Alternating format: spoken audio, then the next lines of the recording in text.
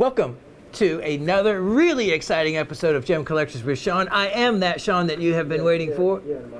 And we do a show like this every week. For those of you that have not taken part in one of these exciting shows, look forward to them every week. We've been already in the internet end of the show, doing it for 4.5 years.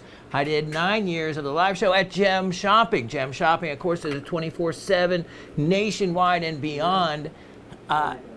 Nothing but better end quality jewelry, gemstones. But this show is the only show you're going to find amazing, unique mineral specimens and also jewelry sprinkled in as well. Now, just a quick background on myself. Got into the hobby of it. I'm one of 6 kids at the age of 11 years old from a family trip to the Cowie Valley of Franklin, North Carolina. My uncle also owned 200 acres south in the county in a little place called Otto. He had so many really great geology events on his property, including an abandoned mica mine from World War II. Platinum had been found and assayed from one of his creeks. I found a garnet schist outcropping that I've actually offered specimens from here before.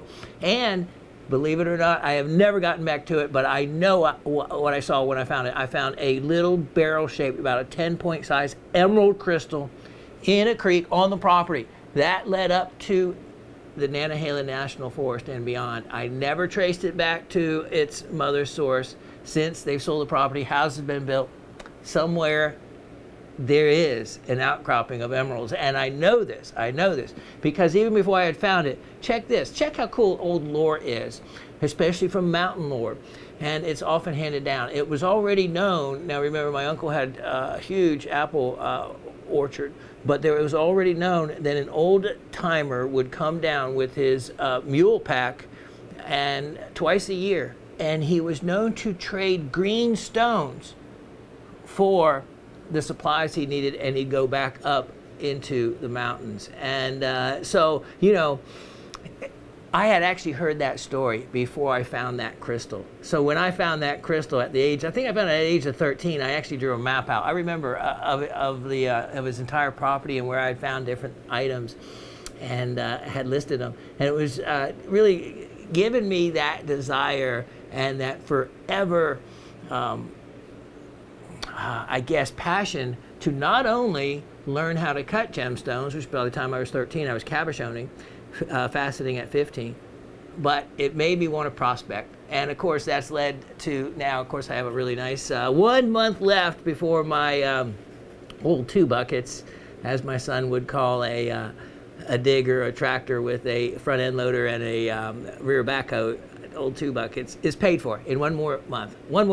5 years, paid for it, still like brand new, because I don't get out on it often enough. But anyway, I have the desire to prospect still to this day. And I think about that emerald crystal and following the trail to it. You know what? That's how the diamond mines were discovered, by a particular rock hound, basically, who followed the trace minerals, which are, one of them, they're like ilmenite, diopside, there's zircons, certain elements that are found in association with diamonds. And he followed the creeks and panned them. Old geology, hands on the pan type of geology. And he followed the creeks, and when one particular indicator mineral was no longer discovered in the pan, he would go to the other branch. And he did this. It took him 10 years of tracing it back to its mother lode, but boy, he discovered the gigantic Canadian diamond field of and diamond mines, and is still to this day 10% owner of one of them. So, and of course, very wealthy. It can happen. All right, now, so much to do. I have new goodies. Glad to see everybody loved the last show. We're going to repeat it, except new stuff. If I have time, and I hope I do, Econites. Someone wanted to see one of these famed Econites I talk about that I have, one of the most rare and radioactive gemstones there ever is and ever will be. Only discovered, well, we'll tell you more about that later. Let's get to the comments. Okay, first, the trivia questions. We do trivia questions at the end of every show. Everybody is welcome, and I encourage comments. Shawn at gemshopping.com. Simple as that. That's where you can send your answers to get deeper into the other how it's done shows, and to see other offerings by Gem Shopping, including beautiful, beautiful high-end jewelry and estate jewelry, just go to gemshopping.com, or also on your television, which we're nationwide on almost all networks. You can find us one way or the other. And when you go to gemshopping.com, on the very home page, whether it's the phone or otherwise, you'll see a picture of me. Can't miss me.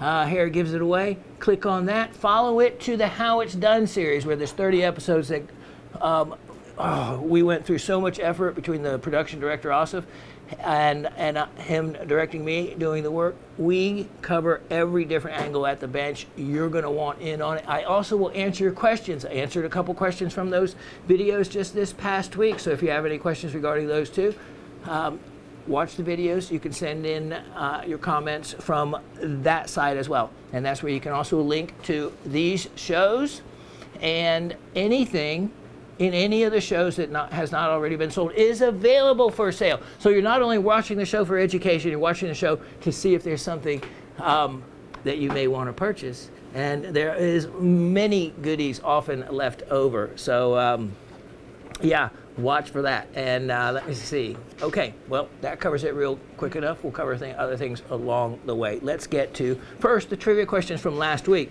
We normally ask 2 of them lately. I had to make you work a little bit harder. We're giving away really cool stuff from time to time. Cerussite. We talked about cerussite being in one of the specimens. It is a mineral. It is a carbonate of what element? What element? Just like calcite is a carbonate of calcium.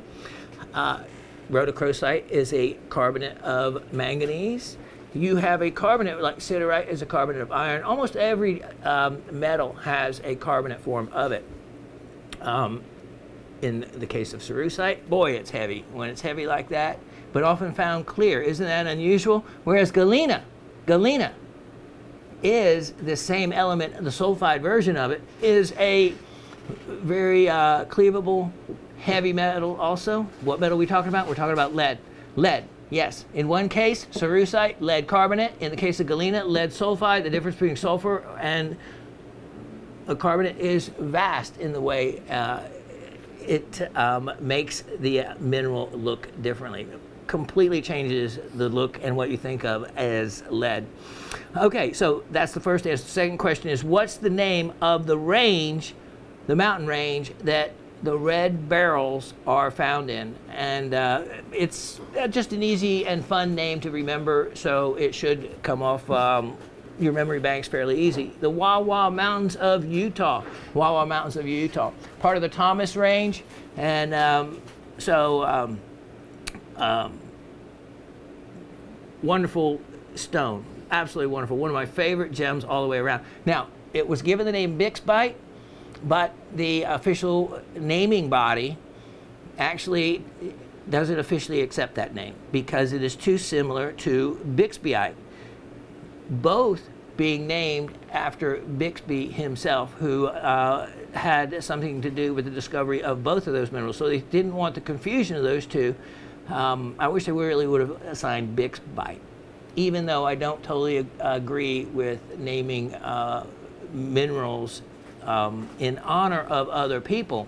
Minerals at least named after someone that has actually found the mineral themselves does provide information that can be useful, and so I like a name that gives information. So we call it red barrel. That's what it should be called. Stop right there. Just like color change diaspora, that's what it should be called, not these other retail names. Anyway, we'll cover that in a little bit when we address a comment. So the question was Wawa Mountains. Now let's get to the comments. All right, so we start off, everybody, in case you haven't seen the show before, we start off reading the comments. Today we're going to go a little bit fast on them because there's a lot of things I want to get to. We have Miss Barber. She says, hi, Professor Raven and the whole Rock family. Lively show with lots of goodies. My Elmwood fluorite took a wrong turn and was delivered to my address, but 1 block over. But let me tell you the power and the magic this show has, and the different minerals and how they affect people and affect people's lives or are relevant to their life. So listen to this. It was missing for a weekend, but the nice lady brought it over. We finally got to meet. since I have been dropping off her misdirected mail that winds up at my house, but it was worth the wait. So here is a misdirected mineral specimen, but because of it, it actually brought her together with a neighbor that she had not met previously. So it was because of that, and you never know what that bonding relationship with that neighbor could mean down the road, and it was all because of a fluorite in this case. It looks like half of a Borg cube. And those color spots are fascinating. Thanks for sharing. I do think the color spots are fascinating in those fluorites. And when I've looked into other Elmwood fluorites, into the pictures of them, I see those in other well-known Elmwood specimens, and I say, Elmwood. As to the trivia, lead is the element in cerussite. Love the snowflake lattice forms. And red beryl comes from the Wawa Mountains. Yes, when you look into the crystals of cerussite, you can get some pretty cool, interesting inclusion type formations. Just about to sign on to the monthly Mineral Talks live Zoom, so got a scoop. Be well, Miss Barbara from Brooklyn. So she's getting the answers right. We have Miss Elisa in Florida. Hello, Professor Shawn, the lovely Raven, Rock family, and the awesome GSN crew. Shawn, I love your information about stibiconite on the stibnite specimen. I thought it was first limonite, but really appreciate your information about what it truly was. Yeah, and Elisa, saying limonite as just a visual guess, not being able to hold it, was an excellent choice to make if you were to just say, give it your best knowledgeable answer from what you're used to seeing. Under higher magnification, you can see it does, some of it has more of a crystalline form, but stibiconite is often found in what they call a granular or more of a massive form with more of a limonite type texture, indistinguishable. But there were other characteristics, and one of them being the fact that it doesn't come off on your finger, and that they were adhered well to the rock, and the little bit different color.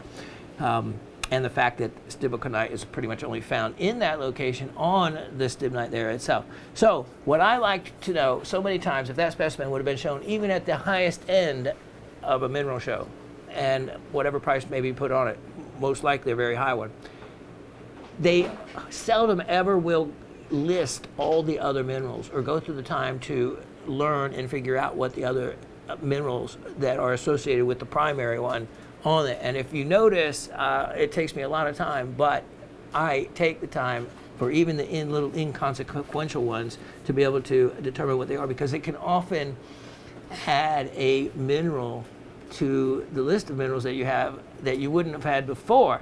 By knowing that. So I always like to add new minerals to my list, but without having someone's knowledge such as myself, you could have the specimen and maybe not ever be able to figure out what the other mineral listed was if it hadn't been already the harder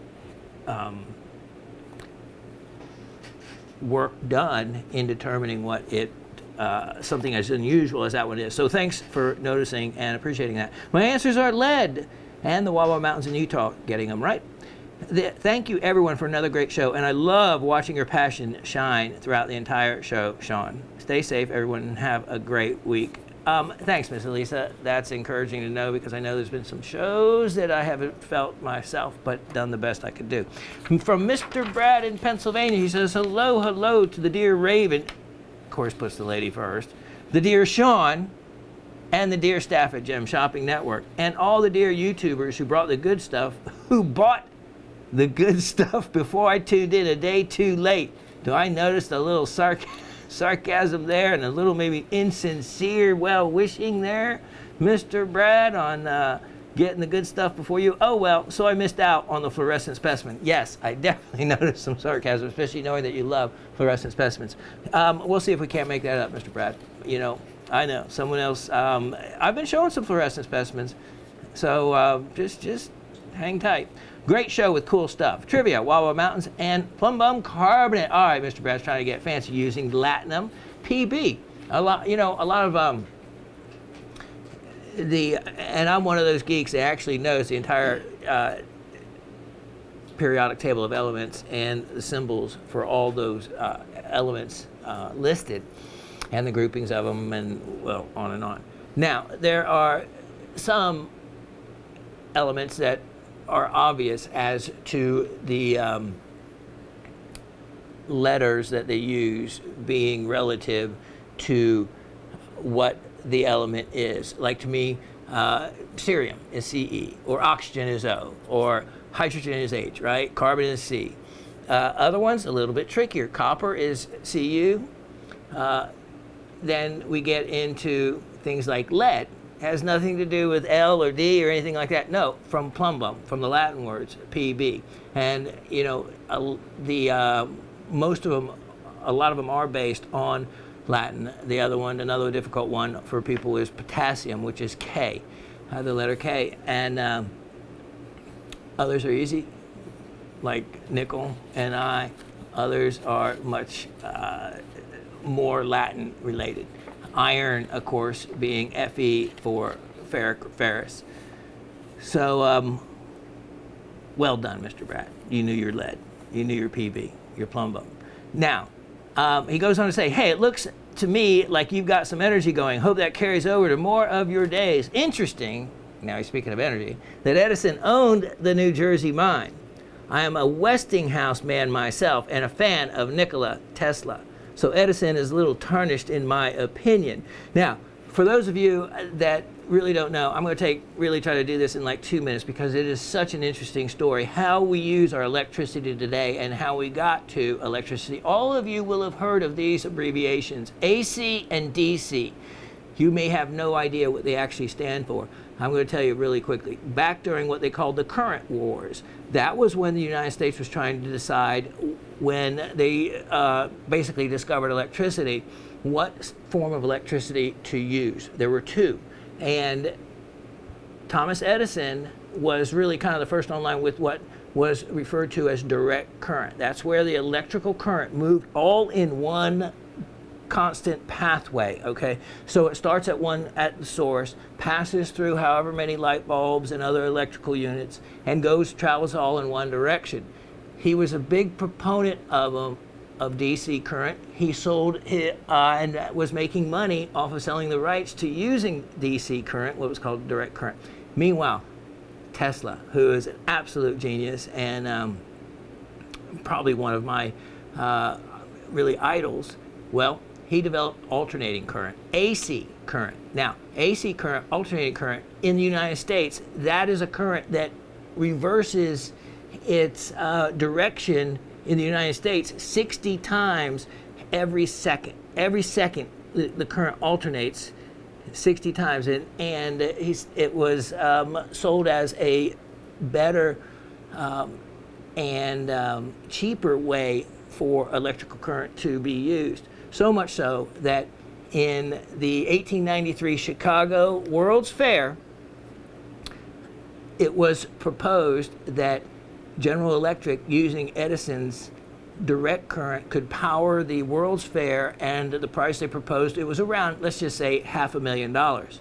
Well, George Westinghouse, with using Tesla's alternating current, said he could do it for $350,000. They adopted the AC current. Now, in defense, Edison went on the attack, and he even, and I'm just going to say this, it may, change your mind of Edison, who I think also was a great genius, but he actually, as it's been stated, and that to show that DC current was safer, he showed and electrocuted animals, showing how alternating current was a more dangerous type of current to be adopted. Well, in the end, General Electric went with alternating current, and we know where we're at to this day, that all of the things we plug in, that you hear the 120 AC, alternating current. But you also know, you go to plug your computer in, you get this little battery, this little plug, real special plug, and it's got this little black attachment, and if you really look at it, it'll say whatever volt, and then have DC after it. They are still in the current wars because all of our electric cars, all of our computers, all of our little micro energy battery units that you may plug in, but the adapter that you plug into converts AC to DC and power up all those electronic devices using direct current. And also solar cells and batteries, including car batteries. So they are still in the war. So if you ever wondered what AC and DC meant, that is really the rundown on it. And it was during a time, not a very pleasant thing if you were those two geniuses trying to fight it out, when in the end, a lot of it was about money as well. So there you go. And that sums up why he was when he says he was an AC Westinghouse man, alternating current. And well, Edison, of course, owned that mine, the New Jersey mine, because he needed the lime to be able to fire up his iron mines. That's cool. I learned a lot I didn't know. Okay, so Edison is a little tarnished, I think, probably because of maybe some of the animals he might have cooked. Would probably have something to do with it. Wanted to drop a line and say, hey, and be well, says Mr. Brad. Okay, now, Miss Penny and her wonderful young son, Mahalis, say, hello, Shawn, Raven, and the rest of the Rock family. Thank you for another great show. Hope everybody is well. I hope my comments make it on time. First, I would like to thank you for the wonderful trivia gift. I love labradorite and did not have any. This is how magical the show is. That piece of labradorite last week that, just randomly Miss Penny won. She did not have any labradorite. Now remember, labradorite, Miss Penny lives in Quebec, one of the provinces of Canada. What's another province of Canada? Labrador. Over towards Nova Scotia, at least I think it's a province, I think across there, and where it was originally discovered. So, of course, being that she is a Greek removed to being a Canadian presently, it's okay to collect Canadian minerals. And having a labradorite at least represents even though it's from Madagascar, represents where it was originally found. I can picture Mahali confiscating it from me and putting a couple of his little animals on it. I can too. Now, to the crux of my comments. I haven't finished listening to the show yet, but I had to listen to the comments 3 times to ascertain that I really heard what I thought I heard. Human nature can be quite disheartening, and I'm extremely disappointed, not surprised, with the person that, and I'm going to use her word, that stole the honey-colored opal from Miss Ursula and isn't returning it. In true Shawn style, you rose to the occasion and I think compensated Miss Ursula well for the loss. As I am naturally quite cynical, you did manage to restore my faith in humanity, even briefly. I played the portion about the opal for Mahali and explained to him to make sure he fully understood. To my pleasant surprise and pride, he said that he wouldn't have taken it, but if he had done so inadvertently, he would return it. Somewhere along the line, I guess I am doing something right. Although it doesn't seem so when I'm trying to get him to study. Miss Penny, you, I'm sure, are doing everything right by that child. And it sounds, just by his comments, and as much as he liked rocks and minerals, to be willing to return something that beautiful, unusual, and rare, you've got him on the right track. Don't do anything different. We wish everybody a great week and see you next week.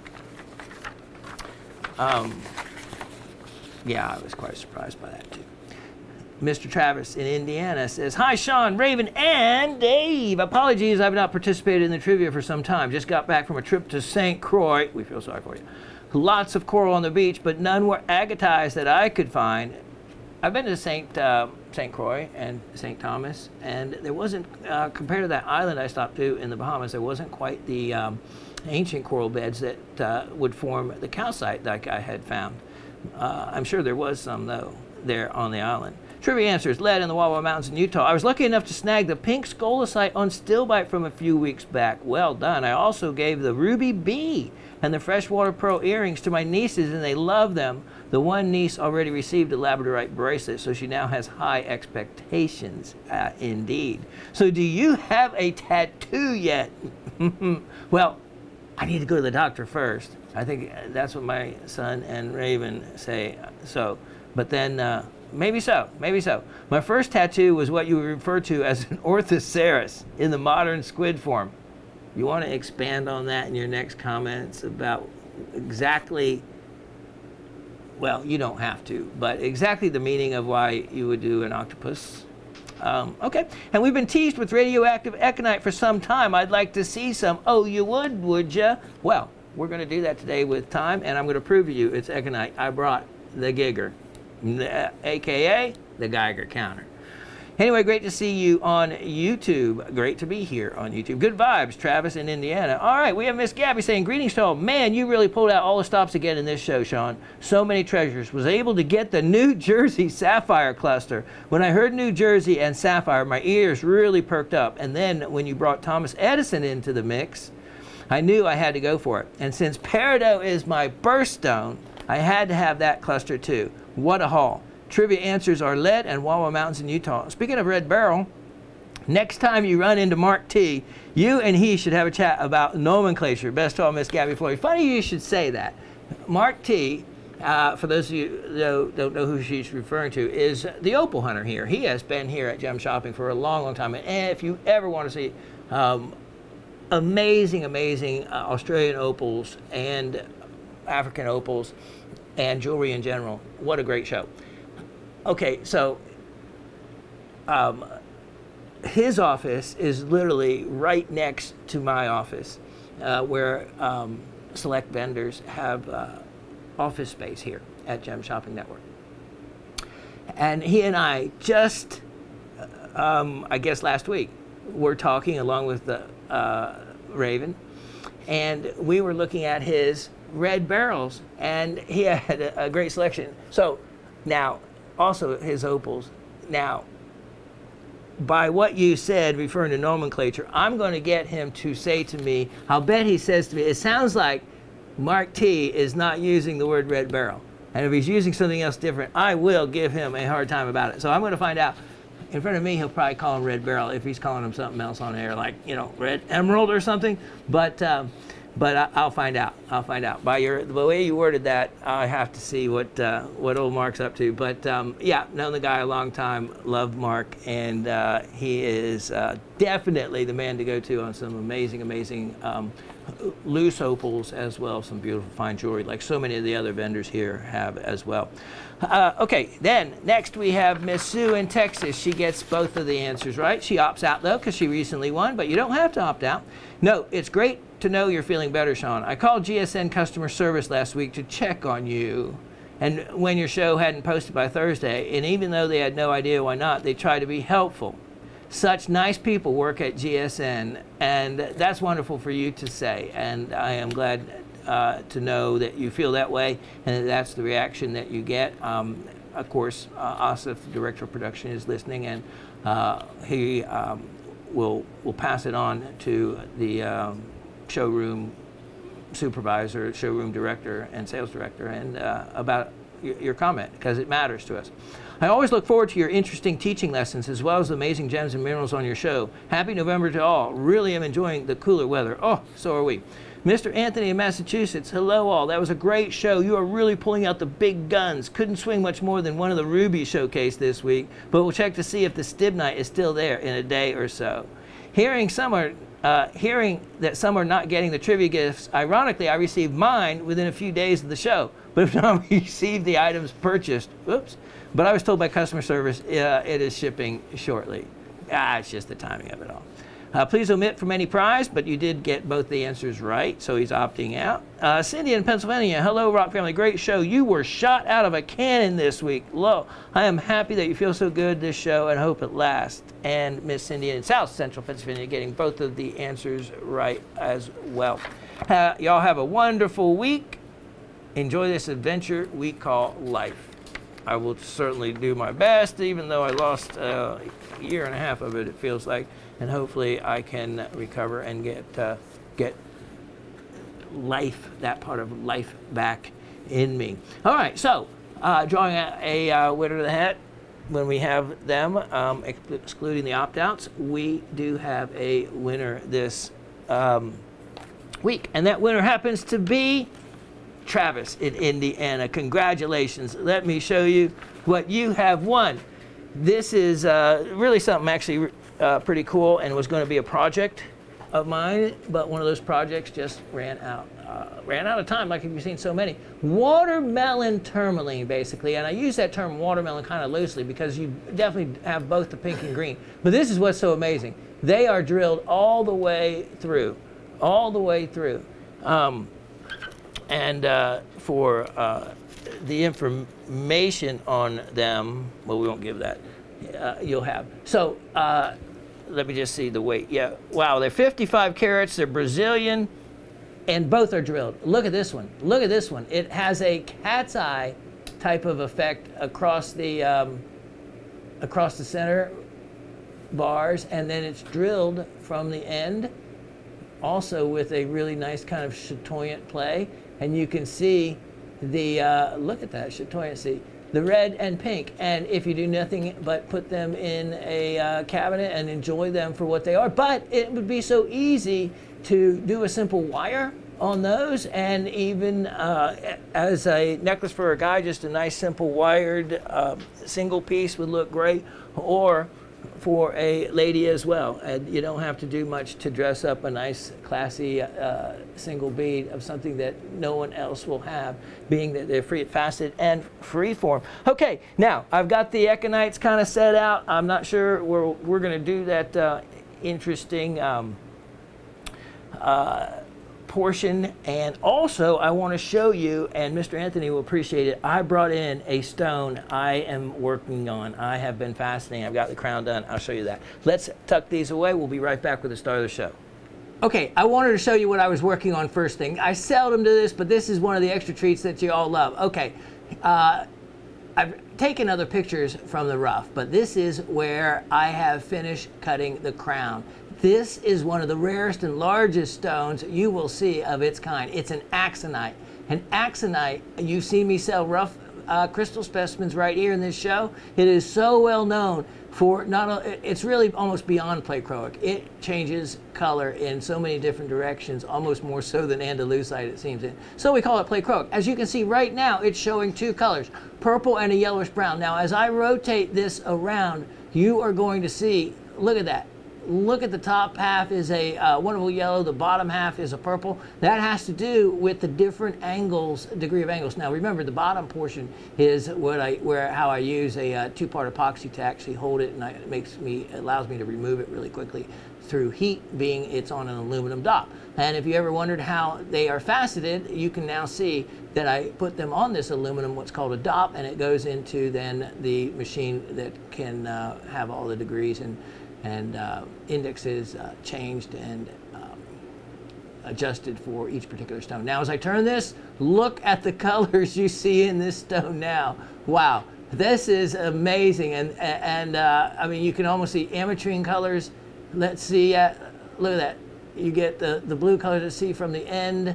Look at that rich reddish orange.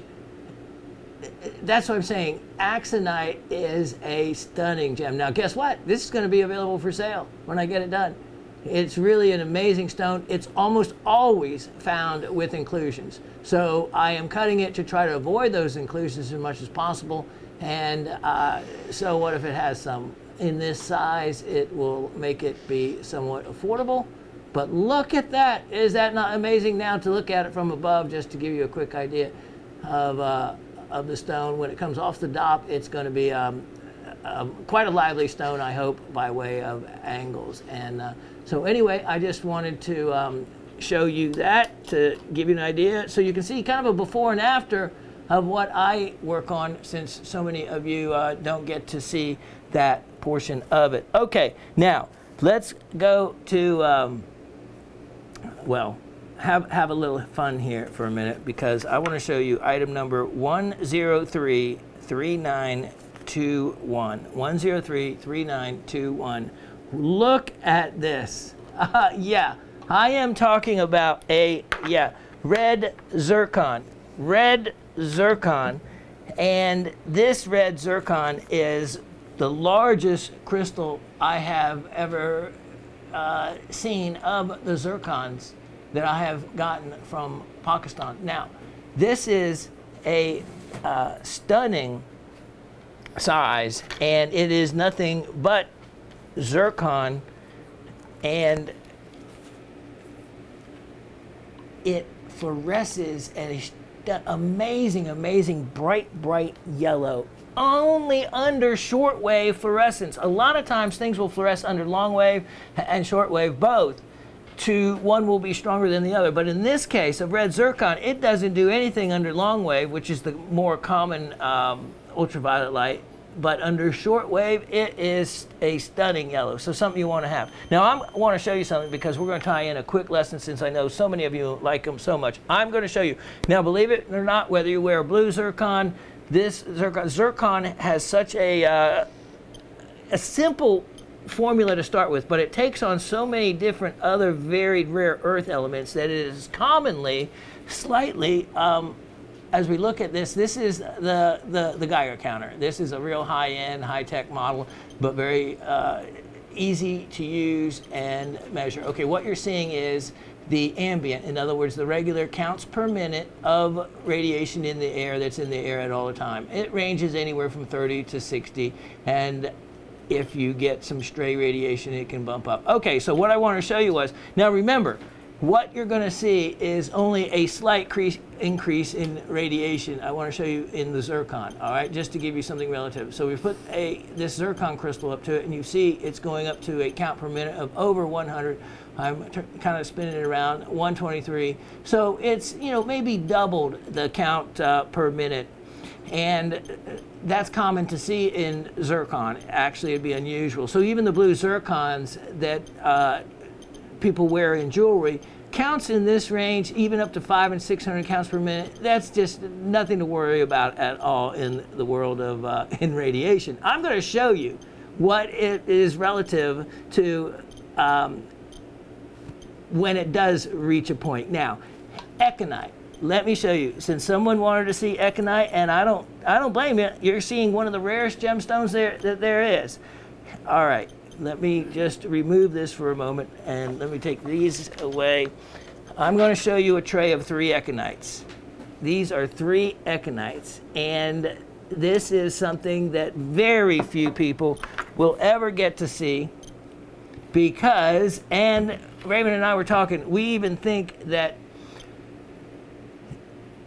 whoever cut these probably was not told the truth as to what they were, or just were told cut these, because the distance of radiation that you would cut and your eyes and the period of time, I would think over time would have an effect. Okay, so if we can just remove the graphic.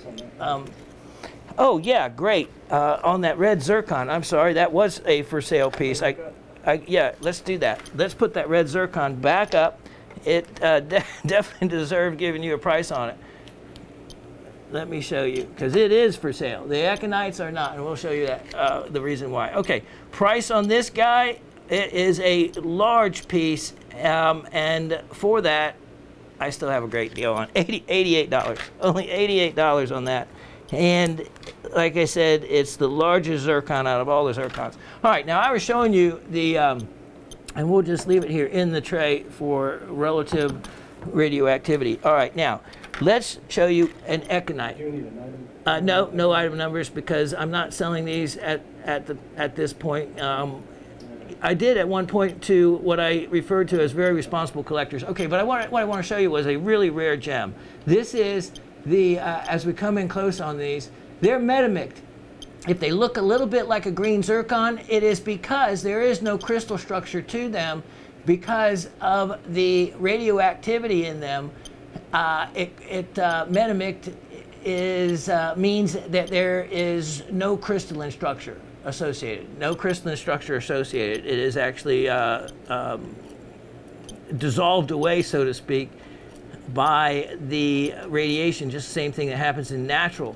Look at the cuts on these. They are beautiful stones. They have a refractive index equivalent to that of aquamarine, about 1.57. They're a softer stone, a hardness of around 4.5, but that's a beautiful, beautiful radiant cut. That's over 2 carat. Now let me show you a really rare stone, a really rare size.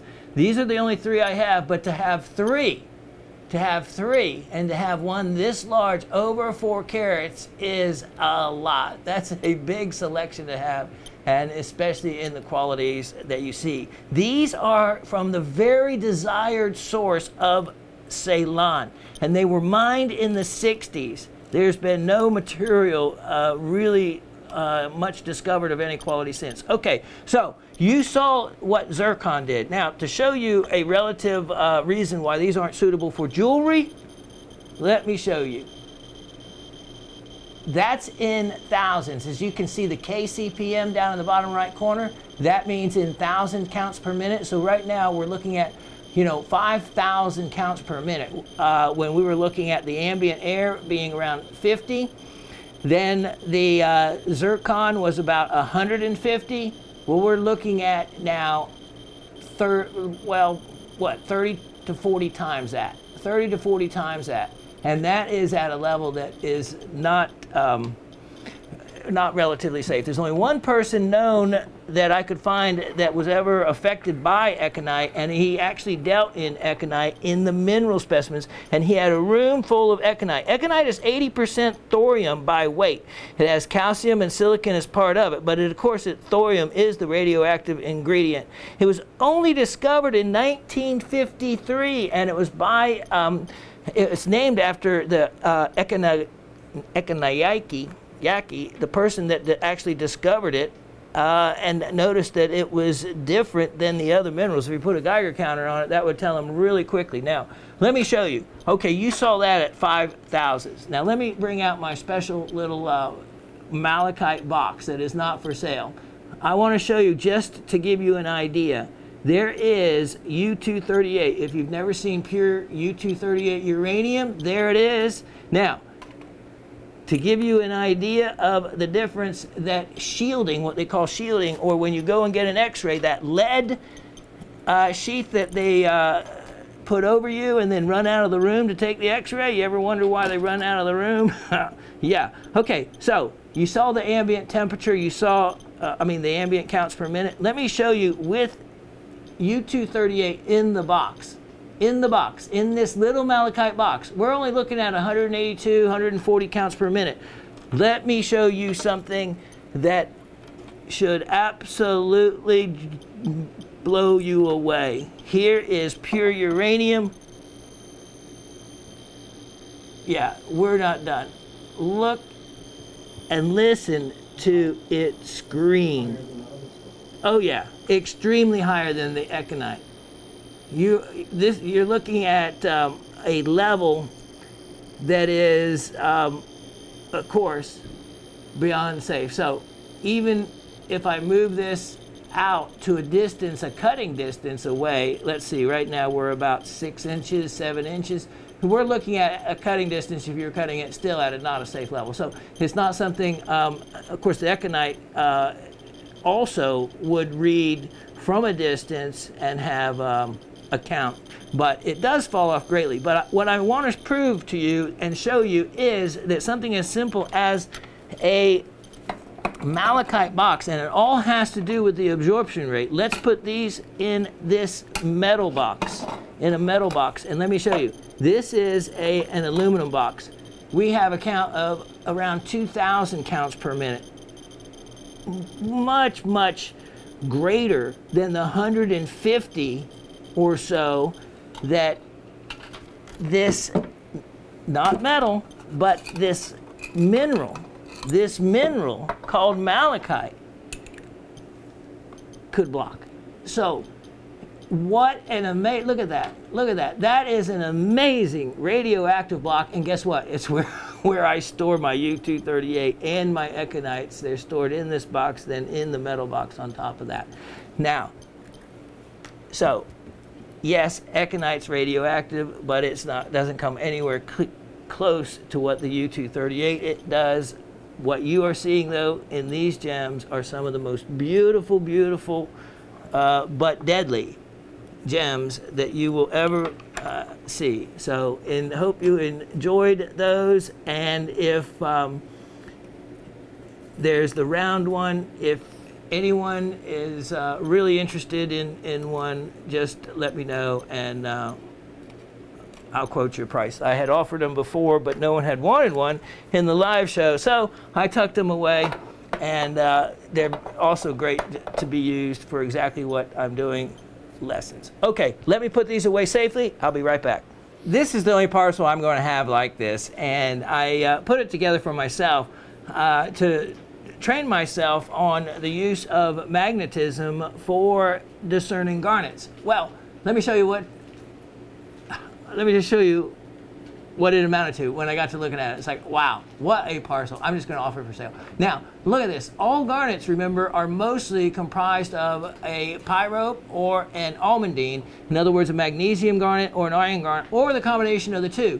The right combination will give you rhodolite. Other combinations in between, you can have what is known as the Malaya garnets, because you can also mix in the spessartine family as well, and hence Malaya meaning out of the family, mixed in the family. Here, this stone alone, look at this. This stone alone is a gorgeous garnet. Of course, this is from my private collection of garnets, because remember, I collected two big groups. The garnet groups, which have 6 different families plus subfamilies, and then the other one was the Made in America collection of items that you see every week. Look at these. Okay, now, what I did was, look at this. I have a stunning matched pair of heart shapes.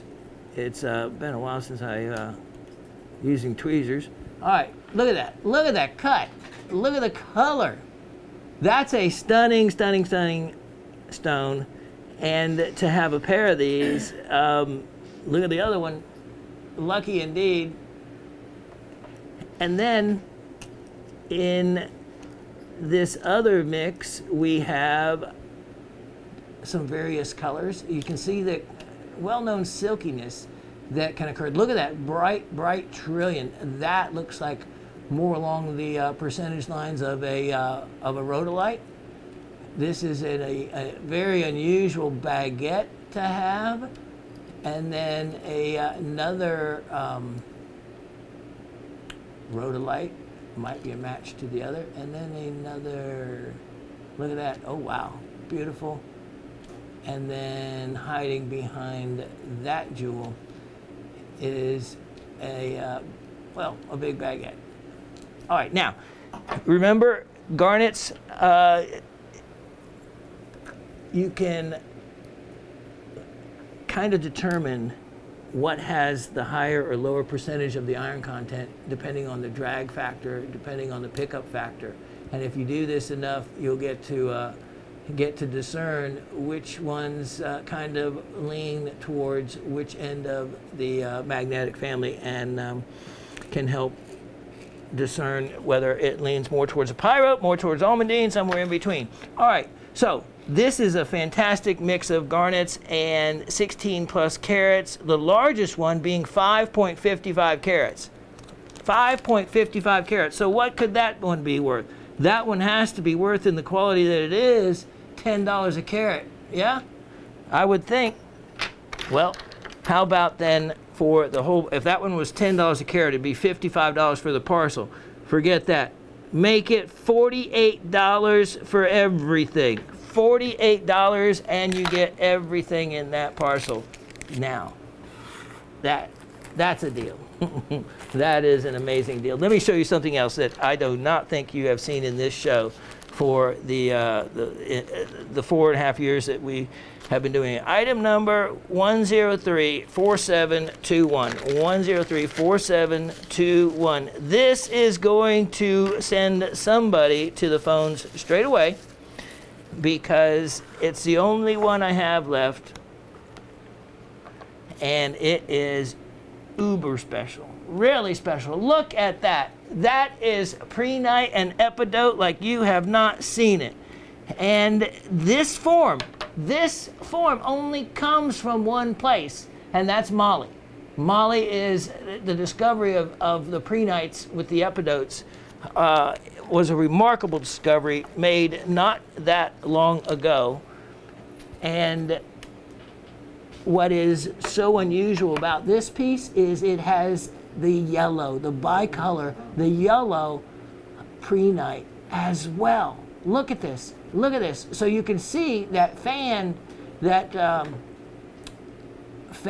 kind of formation that gives you that rounding. You think that's not crystalline. It actually is crystalline. It's all the way the way the crystals form together. And you can see that spray of fan in the yellow.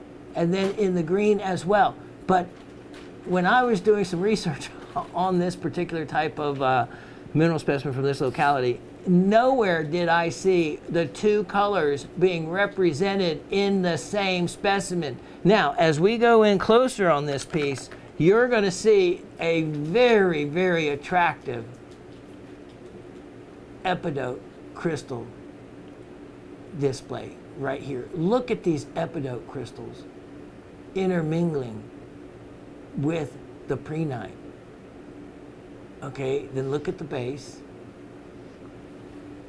And now, let's look at something else. Let's look at the interior color. And wow, there we go. Great job, David. This prehnite, you've seen them. This is facet grade material. Once you just get past the outer skin, if you polish this piece, too much brightness there, sorry. Once you get past that outer skin, you're into the interior of it. And prehnite, of course, is never crystal clear. It always has that kind of a little slightly hazy look when it's faceted. Well, this is the kind of quality material used for that. This would cut a big stone.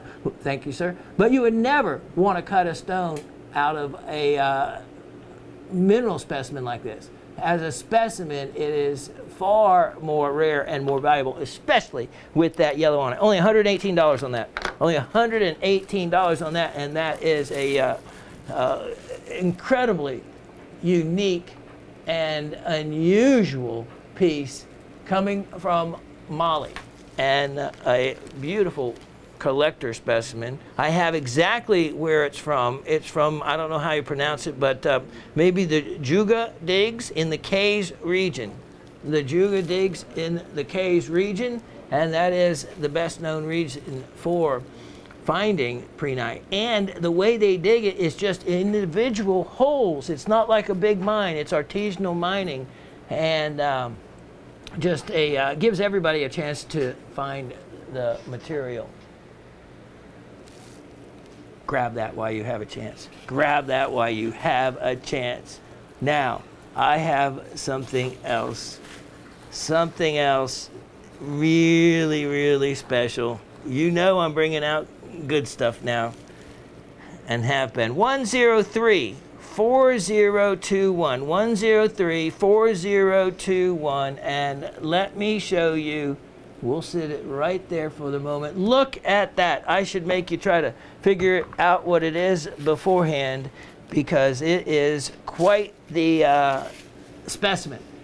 You can see it is hemimorphite, and of course you know that is limonite. Now, hemimorphite, yes, you saw hemimorphite crystal clear several weeks ago that got bought up, of course. Hemimorphite is the zinc silicate, okay? It's a zinc silicate, and now, the fluorescence in this, Brad, if you have a chance and you love fluorescence, this one is for you.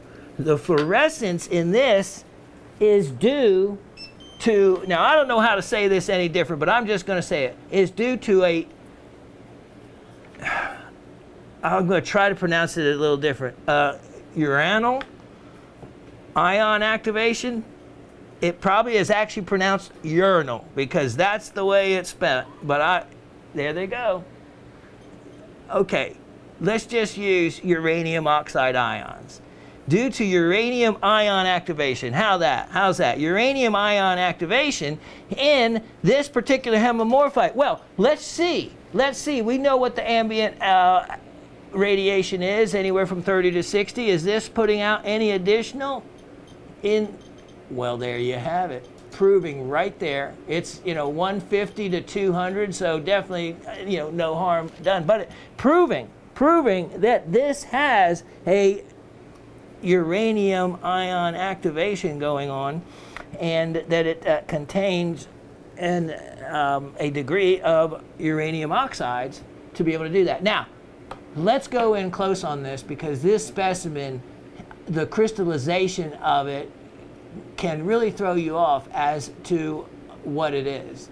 But with tools like the Geiger counter, and with information, as soon as I saw this, I said, this looks like it is from Mexico. And so, of course, the Geiger counter was actually a huge tool.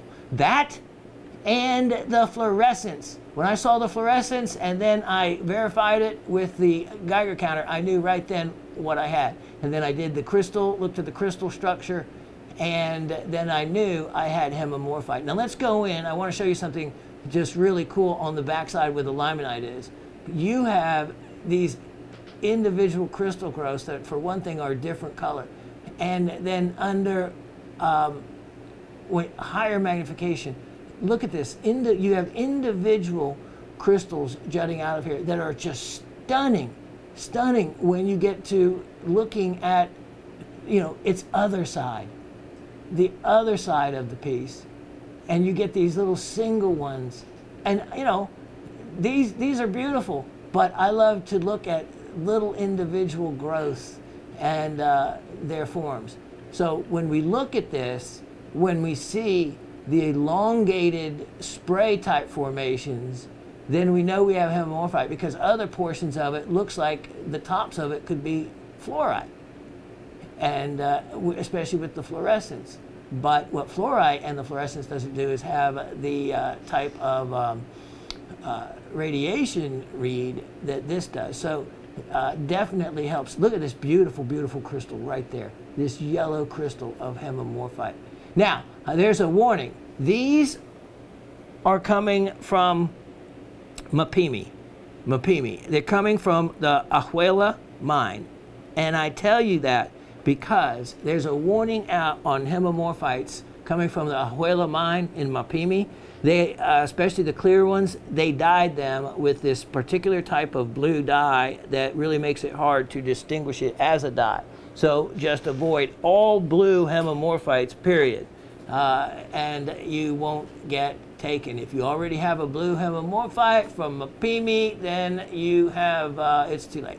But here's a fantastic specimen. It displays in so many directions. And look at with that beautiful contrasting limonite. This is where limonite can really show off the hemimorphite in a great way. Look at that. Sits up and displays itself very, very well. I love it. Price on this is a fraction of what you would normally find it at. Only $77. Only $77. And again, it's one of the brightest fluorescent minerals I have ever seen, and I have proved the reason why, and I always like to know the reason why and why it is so bright. It is because of the uranium ion activation with the using the ultraviolet light, and it is just blinding how bright of a reaction that turns into. It's really amazing. 103-3621. 103-3621, and let me get this cleaned up here for you. Okay. Now look at this. Now there's so many different ways I could sit this to show it off, to display it. Look at that. I mean, it is gorgeous. It is gorgeous. Brazilian rutilated quartz. And wow, look at all those classic color, golden rutile needles. And I don't see a hematite center. Oftentimes, remember, you can find a hematite center that you can get a star pattern effect. You do get some kind of star here from a center point, but nothing like the hematite rutile stars we've seen before. But a really, really bright, lively specimen, nevertheless, and look at so many ways, again, to display that. Price on this one, you wouldn't believe it. How about, I think it works out to 25 cents a carat or something, $41. Only $41 on that. And yeah, that's excellent opportunity. But I have another one. Let me show you item 103-3721. 103-3721. Now this is a only one I've ever seen like it. There is over 4 different colors of rutile in the same specimen. Let's look and count them right here. We have red rutile. Look at this. We have black rutile.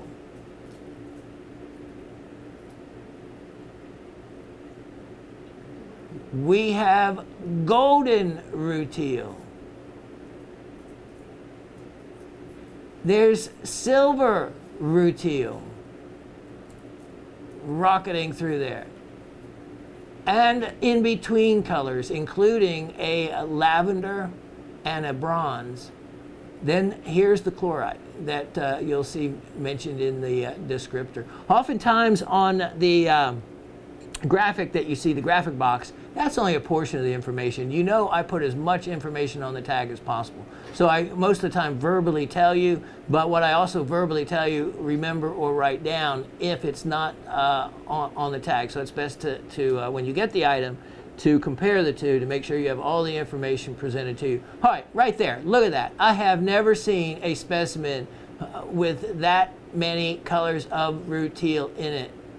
And again, you could display it in so many different ways. Look at that that iris kind of reflection even coming out from there. 155 carats. And again, how about this? It is, well, inexpensive. $46. 30 cents a carat. $46. 30 cents a carat. It should be $1 a carat. A specimen like that, absolutely. Great piece. Great piece. Now, let me show you. We are getting in the goodies. Item 1034121. 1034121. Take a look at this. Now, this, again, to those of you that collect fluorescent specimens, let me tell you. First look, you're looking at it, you think, that doesn't look like much. Well, wait till we get into the crux of the matter, as said earlier. All right, as we get in closer to this, you're going to see this is a huge calcite crystal. This is what is so unique about this particular specimen. There's many things, but this is one of them. Look at the scalenihedrons. Scalenihedrons in a calcite are referred to as dog teeth. Dog teeth. You can see why. The way they're pointed like canine teeth. Now, what you see behind them, chalcopyrite. Chalcopyrite. But you're going to see more of that. Now, this entire specimen, look at these individual, beautiful shaped crystals, often twinned even. Then you get into another shape, but still calcite. Calcite has close to 150 different habits or forms that it can be seen in, while still belonging to the same crystal system. Look at all these as you look at them closer and closer. You have calcites growing on calcites. This specimen I got to exploring and I couldn't stop because of these gorgeous dog teeth, so to speak, scalenihedrons. Look at these just jutting out everywhere. Then, wait, there's more. There's a lot more as we turn the corner. Look at this. And yes, this is all chalcopyrite. Now, what I looked at, you see this? It is chalcopyrite covering or pseudomorphing something. It's either completely covering up a different habit of calcite, and if we can go right down here, look at these crystals coming right through there. You can see that reflected crystal and one next to it. And this is the stuff I love to explore. When you get some just little lonesome calcites down in there like that by themselves. Under more magnification, you'll see another one like this. And so it's chalcopyrite over calcite or pseudomorphing and having replaced something else. It'd be interesting to scrape back some of that chalcopyrite, but I'm going to leave it up to whoever is the lucky one that gets this specimen, because we're not done yet. Now, the best part of this specimen is yet to come, and I am definitely a teaser host as we come around the corner, because once we go to this other spot, we're not going to want to look at the rest of this. Let me show you. Here we come. Ready for this? This is, I've never seen this in this kind of specimen before. Oh yeah. Oh yeah. We are looking at a geode cavern, and wow, great. Dave's taking us all the way back in there. It starts off, look at those dog teeth, and just continues to the back. Now, let me see if I can't assist in just a little bit of There we go, just a little bit of backlighting into the back of that opening. Look at that, it looks like it's never ending. I love it. Okay, now, I'm not done. There's something even better yet about the whole thing in general.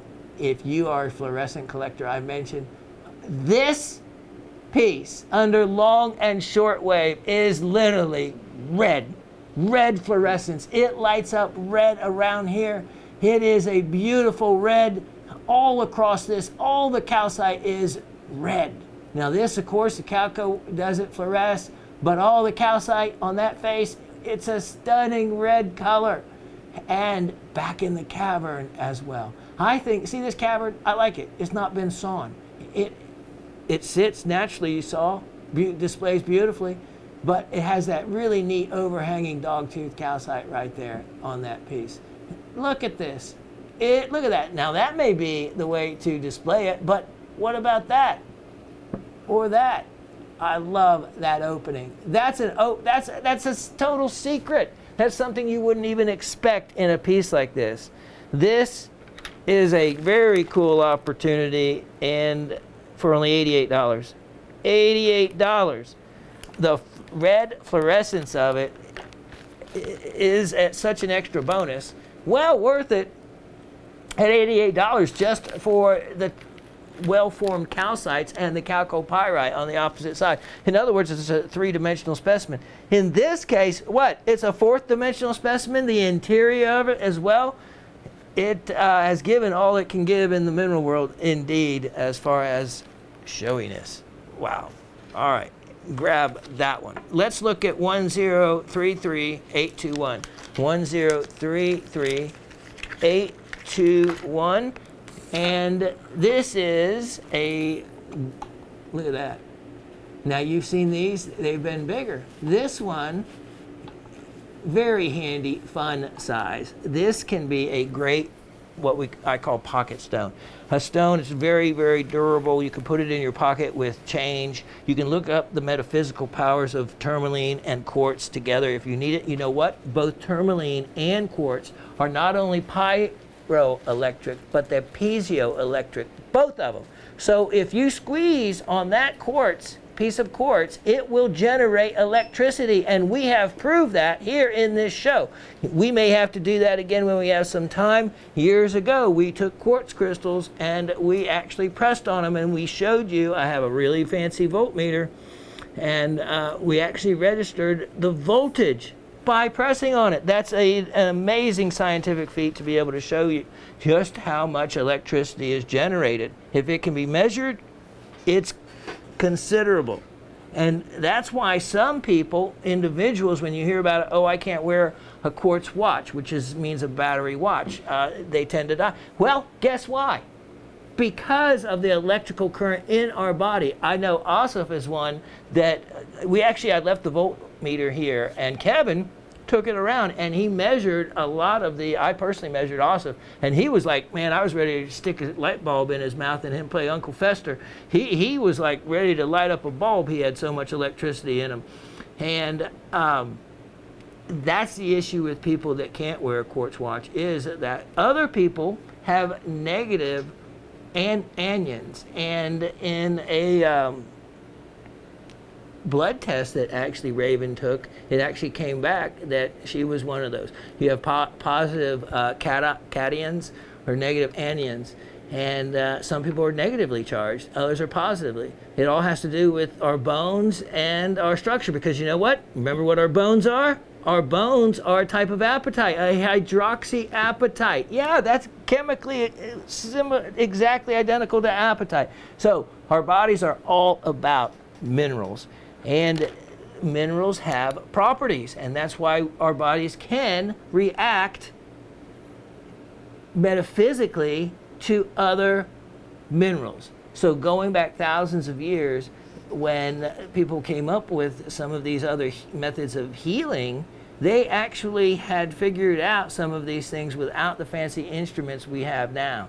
And I think it's pretty amazing how that they could even do that. All right, let me show you. This is not just ordinary shoral tourmaline. Look at that. These are beautiful green tourmalines.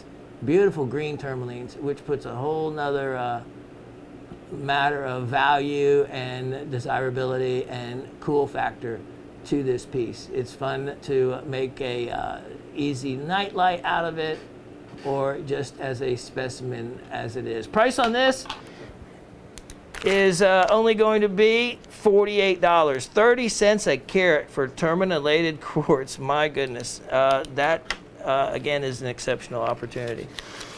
Okay, now I am going to get ready to show you some opal. So let me prep for that. We'll be right back.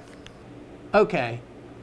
When I said opal, I meant opal, the real deal. Let me show you this. Let me wet it so you get the whole effect.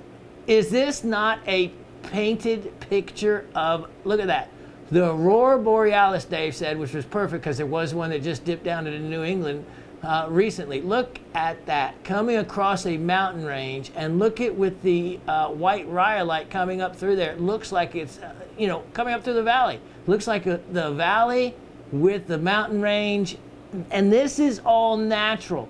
Things don't need to be painted. Things don't need to be created. Mother Nature can do it on her own.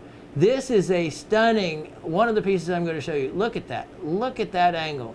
I mean, that is just breathtaking. And all you have to do would be to polish that to bring it out, or just leave it wet, or, if you wanted to, you could use some of that cheesy spray I use to bring out, to give other items the wet look like that. Now, with the Aurora Borealis look, I mean, he was spot on, because as you turn this, you can see that there's blue up in the color band as well. Now, let's look at the rest of this, just one particular opal. Now, look at the colors in this. Look at all that. And you know what? Mexican opal is one of the type opals that if you cut it with inclusions in the opal itself, it doesn't matter. It still looks beautiful. The Cuartero opals, the Cantera opals, that's how they're cut, is with the matrix around them. So let me just go through a few of the stones that are in this parcel. And you never know. Also, people ask, is there opal on the inside? I always say, because there absolutely can be, and you just never know.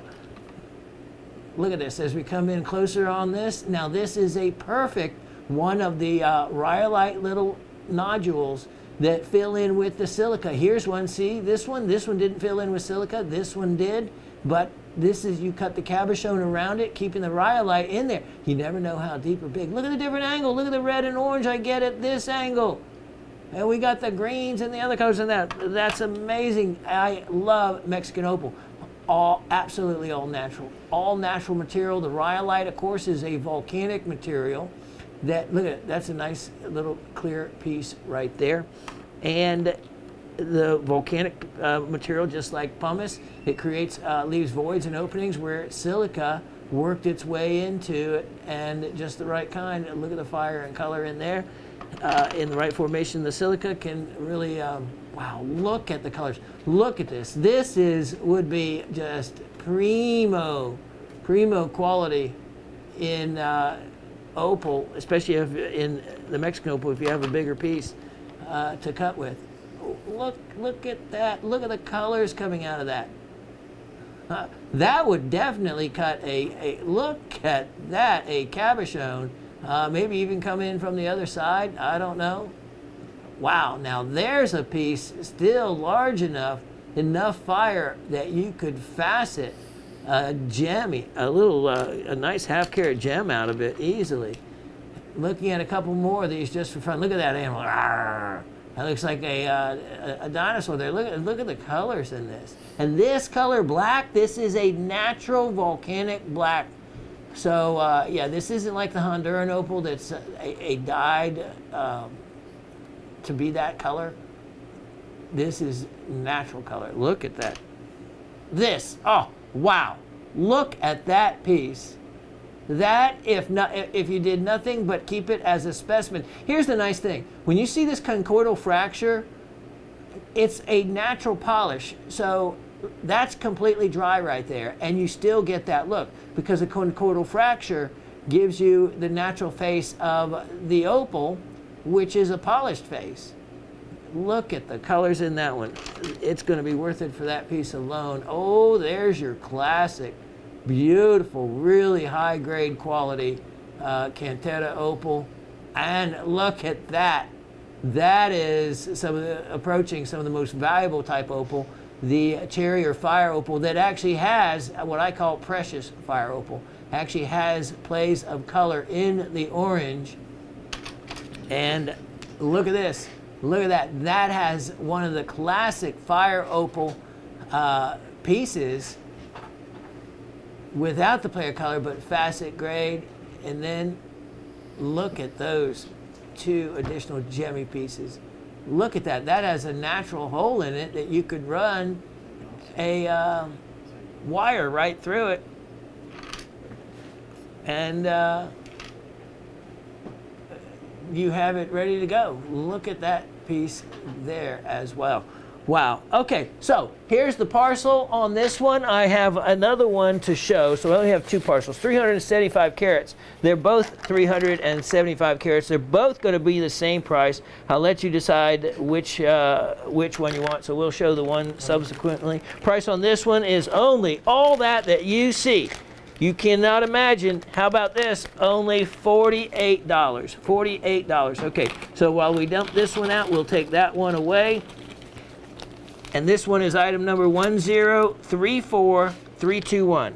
1034321. 375 carats as well. And let's look at that. If I can have that plastic back, or I'll use this one. Okay, let's look at this one, go through it real quick. Wow, look at this. Again, I tried to divvy them up and make them even, but there may be some differences in them. Look at that. That's just a beautiful specimen. That just keep right next to your other opals as a incredible Mexican opal specimen right there. Okay, yep, that will look prettier.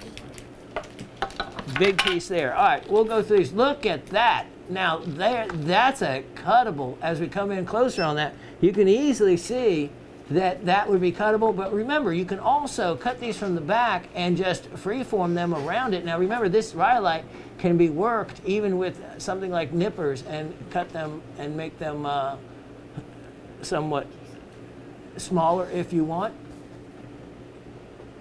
And use them just like they are, like that one, just like it is. It's a wonderful, wonderful polish. Now, let's come in a little closer and look at that. You even have little other places of silica with fire dotting it around. Look at this one.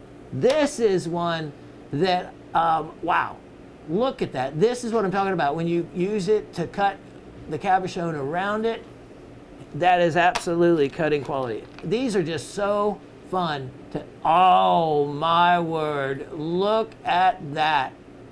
Look at that. Now, that may be almost impossible to cut or do anything different than what it is, but you could certainly just flatten the back, drill a hole in the top or through it, and wow, have that for your look. That would be some of the highest price per carat material if it was a big solid piece. Look at this one. Look at this one. I may have priced this one a little incorrectly, but look at that. That looked like a dog. Wow. They're just, look at that. That's a clear piece with some fire in it.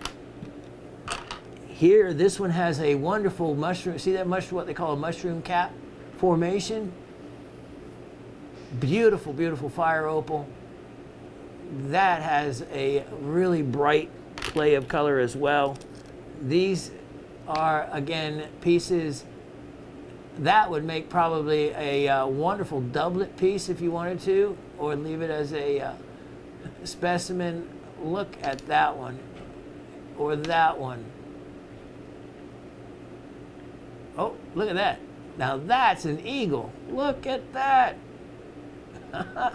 That's a pretty cool looking natural eagle. And that's a wonderful looking guy. Look at this piece. Look at the color in there. My. Wow. Look at that brightness to it. That's a wonderful specimen. And then this one as well. And that, yeah, you're getting to see all these. And I don't know, it's a toss-up. Both parcels have incredible quality items to go with them. And only $48. Only $48. Wonderful, wonderful. Either parcel opportunity on those. Wow. Take advantage of them. All right. Give me one moment. Let me clean those up. And I'll be right back with something else you're going to really appreciate. One of the rarest specimens I have ever offered. And this is a chance for someone to end up with it. What you're seeing is the natural face of the opal. So there's no spray on this. There's no needing to get it wet. This is Spencer, Idaho precious opal. One of the rarest opals to get in the world. Let me show you how much of actual precious silica opal you have. Let's come in close and follow this one band. If you were to cut this, which of course as a specimen I wouldn't, because you know what? They offer Spencer opals. I saw them. They're nothing much to brag about, except they look like Cooper Pedy Australian opal. So guess what? Once you cut the opal and remove it away from this particular type of matrix, which is what tells you that it is Spencer, Idaho opal and not the type of matrix that is found with the Cooper Pedy or Lightning Ridge material. Once you remove that, then you could say the opal that you cut is Spencer, Idaho, when it could be Cooper Pedy. There's no way to be able to tell. There's no way to be able to tell. So where people actually go wrong is they'll go what I call either red chasing or precious fire band chasing. They'll cut and remove all this opal away, trying to hope for a stone, and what they wind up with is less valuable than if they would have kept the piece as a specimen. This is old Spencer opal mine material. I have had it for decades, and let me show you all the way around. Yes, it gets even better. Look at this. You know I always save a teaser. Look at those layers of color. And this one down here absolutely would cut a opal that would face up with some wonderful, wonderful color tones in it. And there's another band up here. So if I was cutting this opal, I'd take my saw right down through the middle, get 2 layers. Look how thick the top is. You can get some big opals from this. But then, how do you know, how would anyone else know it's Spencer opal from Idaho? It is this type of matrix that is completely unlike the Cooper Pedy matrix and the matrices that are sedimentary matrices found with Australian opal. This matrix is totally different. Look at the little fire I just spotted. There's a little spot of silica up there. This is a large and very rare specimen, and it's American opal. This, look at this, look at the size of this. This is made in America opal, and I have an outstanding opportunity. It would certainly cut the value of the opals if you wanted to do so, but more so, the value of it lies in the size, the amount of fire all the way through, and of course, its origin. This is one of the rarest specimens. It was mined around 1978. I know when I got it, it was shortly after that. And so been a really great piece. price on this one is a price that you could almost put anything you wanted on it, because it would be, okay, go find another one. Go find another piece of rough. The only thing you find is these cut stones, which you don't know whether they're Spencer or not. Price on this, I'm going to make it a excellent opportunity, as I always do. Only $288. Only $288. Wow, that's a gem. That is a rarity, and that is a real collector's piece. And don't miss out. I do not have anything else like it. Now, let me show you another item that was part of my garnet collection. Item number 1034621. 1034621. Yes, look at this. From the Green Dragon mine, known as Farm Tubusas 22. Now let me show you. This is on sticky stuff that actually comes off. This is a stunning specimen, and I got it from the miners themselves years ago when I got these other specimens, the other androdites. And there's a calcic silica kind of mix as far as some of these matrix spots as well with it. But what is really cool is, among other things, is these little tiny quartz crystals on this, as we come in as close as we can and show you that these little tiny calcite and quartz crystals mixed with this. Now, the other, here, if I look at it from the side, you look at that quartz crystal right there. And there's one right there. Now, let me show you. This actually contains some topazolite along with greener demantoid. And let me just show you from behind some of the differing color tones. Beautiful, beautiful crystallization. And you can see the differing colors of green. And this allows you to see into the gem as well. You can see additional, really, crystals. Oftentimes, crystals will grow over crystals. There's a little cube right there on the outside. Look at, there we go. There you can see the two colors, the greener and the more yellow, which is topazolite, having a higher iron content. Thank you, sir. Look at that. Just a beautiful. And there's less and less and less and less of this material as it's been mined. And I had gotten this batch years and years ago. This piece, which of all the ones I've had, it's like I'm down to like one of the last ones I can offer. Only $88. Only $88 on that. A really rare item from my birthstone collection of garnets.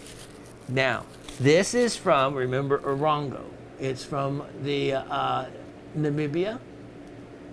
And Namibia produces some stunning specimens. And this next one, yes, I'm segueing into another Namibian specimen. Let me show you item number 1034421.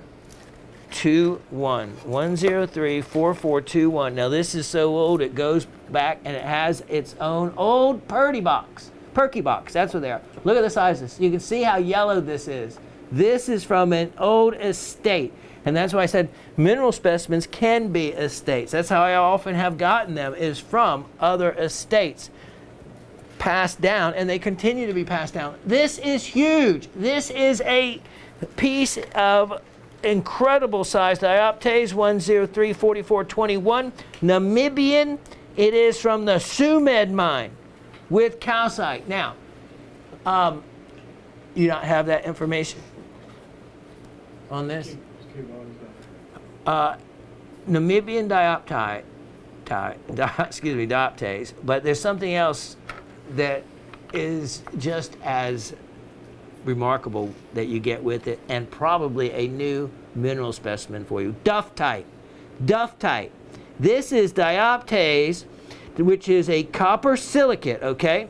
It has calcite, which we know is a calcium carbonate. Duftite is a lead copper arsenate. So a lead copper arsenate, and duftite was named for a German, Gustav Duft, in 1920. He was the second general manager of the Sumed mine. Now, the Sumed mine is one of Africa's most famous mines. It was opened in 1907, but was known to the Bushmen for ages prior to that to recover in an artisanal way copper. The local Bushmen figured out how to smelt the copper out of the very, very many different kind of copper minerals that were found there. The Sumed mine was also known for producing not only copper, but lead, silver, germanium, and cadmium. The deposit was discovered in 1893. But again, the Bushmen had been working it for ages probably meaning hundreds of years prior to that. And it produced for close to 90 years. Now, it goes about 3,000 feet deep. So when you think of these mines, oftentimes your mind want to think small. No, big. When they've been pulling out ore and material for that long, they have covered a lot of distance going down into the earth. 336 minerals have been known to be found in the Sumed mine. 336. That's the most that I have ever seen coming from any mine. Let me show you this specimen closer. You had to see it in its original perky box, the way I got it. Look at this, so you know it's a beautiful estate. Look at this. Look at the colors. Look at the duftite. Look at the dioptase. The duftite being the lighter color green. Now, let me show you this. I get so excited when I'm holding something like this. If it could talk, the stories it could talk. Okay, that's a perfect shot there, Mr. Dave. All right, when you see the two colors green, you see this color. Well, first, forget the dioptase is gorgeous. We all know that. All right, put that aside. Let's look at the other greens. You have this brighter green, and then you have this lighter other color, duller green. Well, they're both duftite, but what is mixed in with this color green are a bunch of little microcrystals of calcite. I'm talking about little tiny crystals of calcite mixed in that is dulling down the color. This duftite is more free of the calcite. And then you have these stunning crystals of dioptase. Very common and natural size for this particular mine. As we look at this piece and turn it, as we go around it, there's other unusual minerals that, remember, from a mine with 336 different minerals, I am sure that this holds several others. You have duftite mixed in through here, probably some calcite. Look at that opening going back in there. There's no telling. That's why I want to be a little tiny person. Wouldn't that be amazing to go back in there and all of a sudden go back in there and there's a huge dioptase crystal hanging from the wall that, in perspective and relative size would look gigantic and just amazing. That's how my mind thinks. Look at this. If you do not have a duftite in your collection, this one can add to it. See that little depression? That allowed dioptase crystals to form unabated or unharmed in that little pocket like that. And then we come up to this face, and it is a large face. Dioptase is one of the most expensive crystals per inch, I guess I would say, due to their stunning brightness and crystalline form. and they never ever get very large. They never get very large. This specimen, cabinet size quality, the rarity, this was mined, well, the mine was closed, you know, in 1996, and already that's 26 years ago. Due to this, and from what I recall about the estate of this piece was smuggled out of the mine. Oftentimes it was in miners' lunch boxes, and pieces like this could be found and gotten out without notice, because most of the mining on this, they just destroyed everything. They blasted, they ground up, they pulverized it. They were out for their primary ores and weren't mining it for, especially back during this time, weren't mining it for minerals. Now, a company, a different, more of a tribal company, I think, has taken over the mine, but it's not mining it for ore. I think they are specimen mining it, but last information I had in 2018, it was completely inactive still. So that's the latest I have on it. This is a real beautiful rarity with the duftite, making it a special rarity. And price opportunity on this, it's a phenomenal opportunity considering the known history to it, the information I can provide about it, the provenance of it, and having the duftite, which is a beautiful, beautiful classic combination you want from the Sumed mine, and one of the most desirable mines in the world to have a dioptase from. How about this? $248. Only $248. Exceptional value. Exceptional value for that size piece. All right, let me tuck that one away and let me be right back to you. This, a little closer to home, this is from a friend of mine who formerly used to be the owner of the Diamond Hill mine.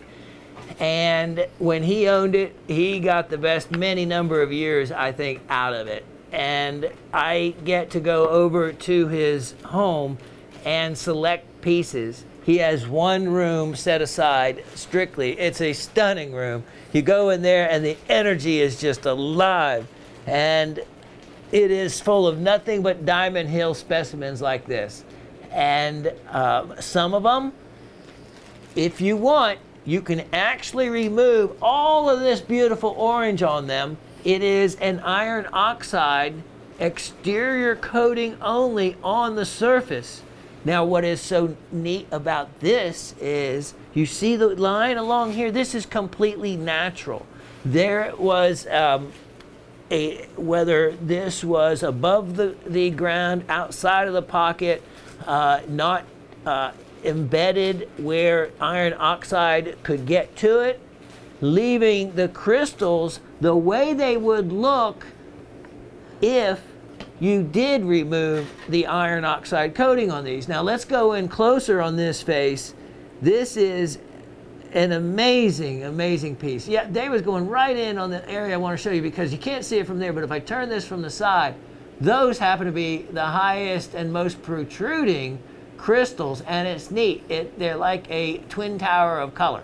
You have one with the iron oxide and one without, and you can see from the side just how deep and how well formed some of these crystals are, or most of the crystals. Here's one that's interesting right there. You see where that one's actually split, and you can see the inside color has nothing to do with the outside color. The inside is, again, the clear white quartz.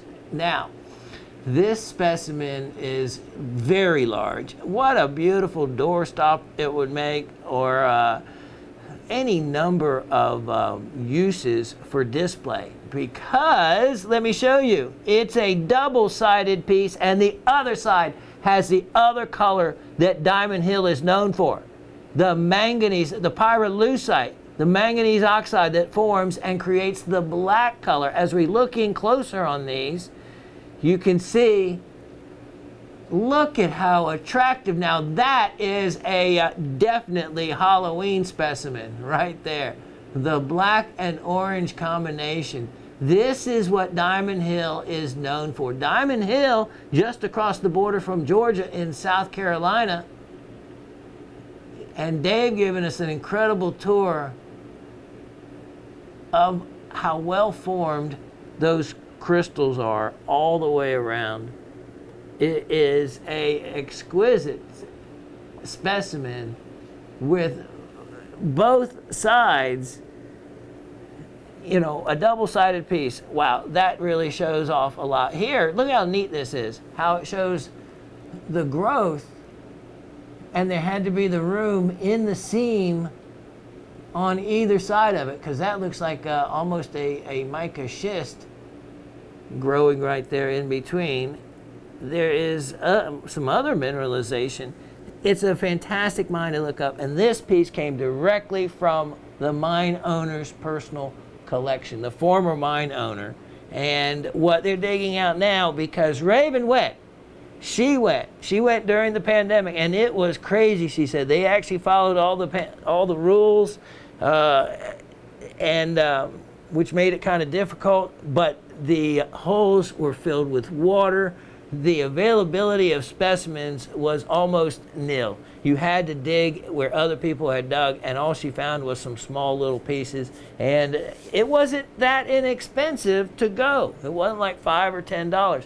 You know, it wasn't as much as Jackson Crossroads, which is another kind of very gimmicky setup, the way they've done it now compared to the way it used to be. I know because I did a show for the Travel Channel called The Best Places to Find Cash and Treasures, and where the producers went and they mined Jackson Crossroads, and they brought it to me to cut the stone. And I was going to get you that information, and will, how you can watch that show. But this is a fantastic double-sided specimen, and I have this priced to move. It's probably going to be the last chance you're going to get, because after we show it, you know, we tend to change our mind on pieces like this. And this is one that we've already decided that if someone doesn't take the price we're offering this at and advantage of it, then we just as soon, you know, keep it for our own collection, because it's a very meaningful specimen. But if it goes to a good home, we'll do that. We'll give it up for that. Only $188. $188. Let me spin it around one more time. Look at everything it has to offer. All three colors. It's a huge, very heavy piece. In other words, yeah, you 4,600 grams, so that's around 10 pounds. 10 pounds. And it's not like a cabochon of let's say Boulder opal, where you have the face of the opal, but then you have all this ironstone weight underneath it that really shouldn't count as being weighed as a per carat type thing. Well, same thing with a lot of specimens if you go by the weight. But when they are double-sided and the right thickness like this, you get everything you're paying for. In other words, crystals on all the sides. I always think that that's a great bargain, and a better bargain when you have that. So take advantage of this one. Only $188. Now let's go to 793-218. 793-218. And this, I think we had someone mention that the items we showed the other week were all higher end items, and not too much other necessary affordable pieces. Well, we want to be able to cover all kinds of price points. Look at this piece. Now, this is a great one, because from this angle right here, again, you could say to someone, look at this beautiful rock. And they would say, most people would, oh, what's so pretty about that? Or make fun of it, right? All the way around, you know, nothing much special to it. Well, let me show you. This is, look at what's on the inside. This is one of those mind-blowing kind of outside and inside opposites, you know? This is where beauty goes beyond skin deep. Beauty goes from the inside out. Let's look deep inside one of these, because the thing about this kind of geode, quartz is rare to actually be found this sugary white. And as we go and look at and show you the crystals, to have no coloration means it is pure silicon dioxide. And with these, many times you get these unusual crystalline formations that don't look quite so crystalline. This is one that does. This is one of them that the quartz crystals look like what you would normally think of as quartz crystals. Perfect, perfect, beautiful white, and then for it to go together so well that you can't see the seam. I think that's a lot of fun to be had with a piece like that in your collection. Price on it, certainly reasonable and affordable as well. It's only $18. Only $18 on that guy. And indeed, something special. Okay, now, talking about something special, item number 974520. 974520. Something special is something that I would have found, right? Exactly. Look at this. Oh, ruby and smaragdite. Ruby and smaragdite, one of my favorite stones because I mined it myself. Chunky Gal, North Carolina, mined by me in 2005. Look at the band of rubies in this piece.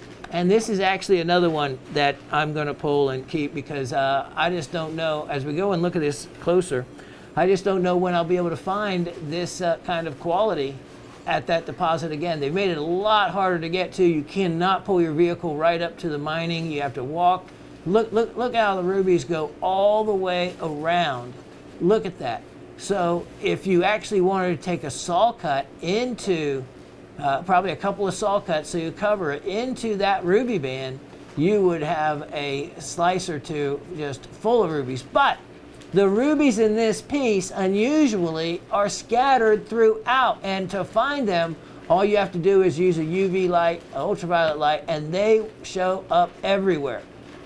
And that makes this especially unique because they don't run just in that band. They are scattered throughout. Scattered throughout. And what a great find.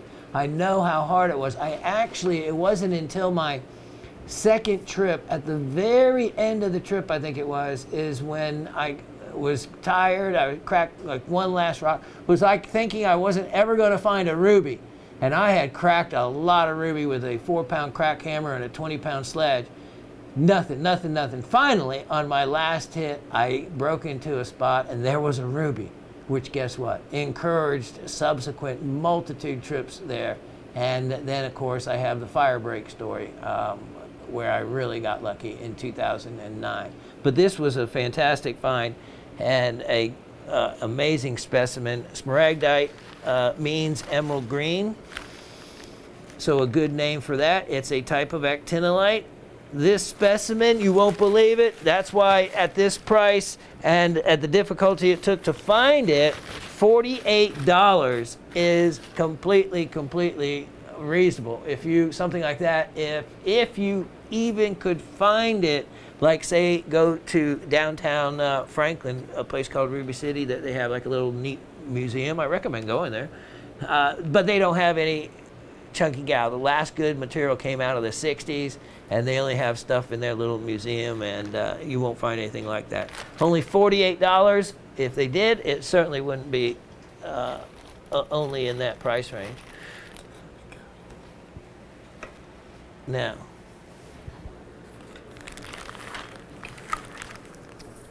let me show you item number 1024921. 1024921.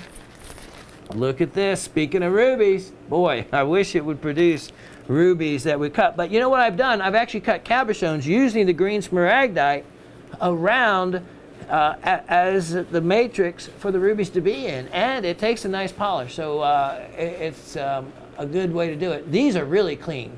These are clean. Marquis takes a lot of material, and to have those quality rubies, wow. 2.12 carat. This is a silly deal, but I'm going to do it anyway and make those $10 a carat, $29. $29. Oh, wait. What do we have? Yeah. Make them $29. I can't quite do 10 a carat. That would be only $21. But that's certainly a discount from where they were.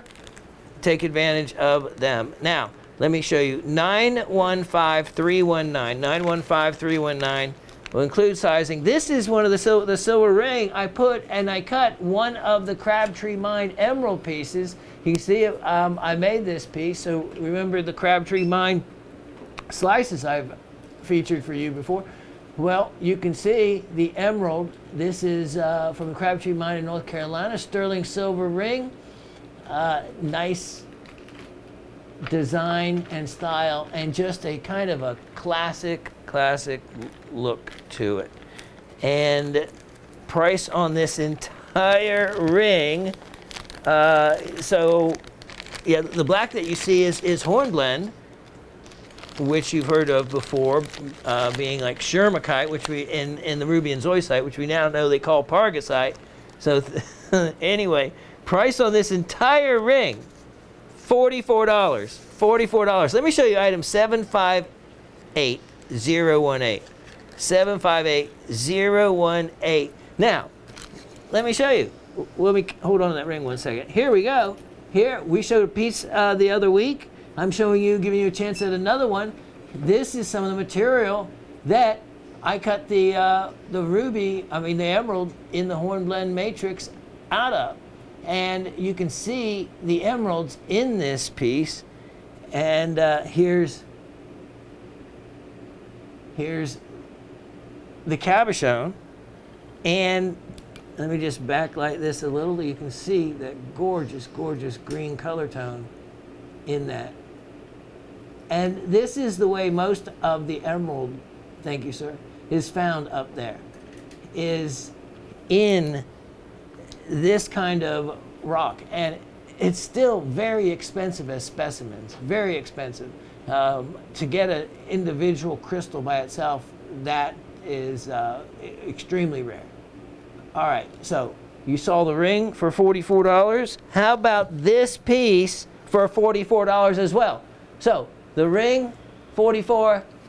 This is $44. We'll take the ring away, not to confuse you with item numbers, but just showing you that you can have a choice, or both of them. What a neat before and after kind of featuring to get them both. And then it's only $88 total.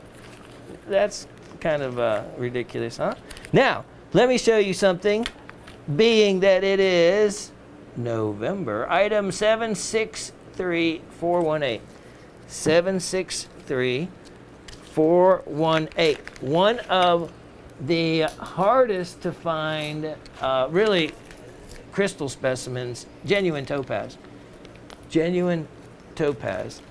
And what I have here is exactly that. 763418. Look at that. And you can see the perfect cleavage of topaz, because that's what you're seeing right there. And if you facet that, you might think, oh, that would just make a perfect table. No, you can't polish on the cleavage plane, even in diamonds. So you have to cut at least 7 degrees off of that cleavage plane in topaz to be able to not only polish it, but to be able to not hit it and have it split in perfect halves. I'm just backlighting it here. Oh, there we go. And if you look into this, you can actually see the clarity to it. That it's a very clean stone. It's just the surface rind of the crystal that you see. Now, while we're right there, let's look at this other one, which is another topaz crystal. And what I thought I saw for a moment, all right, thank you, sir,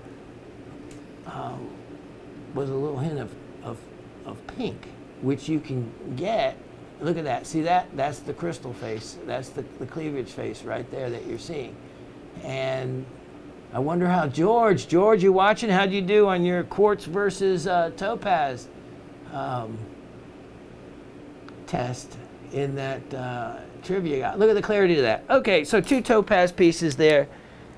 If you don't have rough topaz, then you need them. They're $12. No. Let's do this. $10. $10 for the 2 pieces. And at $5 a piece for that kind of topaz clarity, color, and all, yeah, that's a good deal. Now, what have here? Yep, here's another fun one. Item number 757418. 757418. And this is another goodie that is not going to be expensive. Look at these 3. Look at those. So you can see that they are doing alluvial mining when you can see the rounded crystal shape of a beautiful chrysoberyl. And that's Brazilian chrysoberyl. Now, what is Brazilian famous for? What do you associate that with? Well, Brazilian is famous for its alexandrites. Alexandrite is a color change chrysoberyl. And so it would be understandable to find chrysoberyl in Brazil. Now, I haven't actually checked these to see if they have any color change at all, but they certainly are some nice representations of chrysoberyl. That looks like it's facet grade. This indeed is facet grade and would cut a really fun, bright stone. You can see a little bit more greenish tint to that crystal. But nevertheless, if you do not have Brazilian chrysoprase, you can add it to your collection.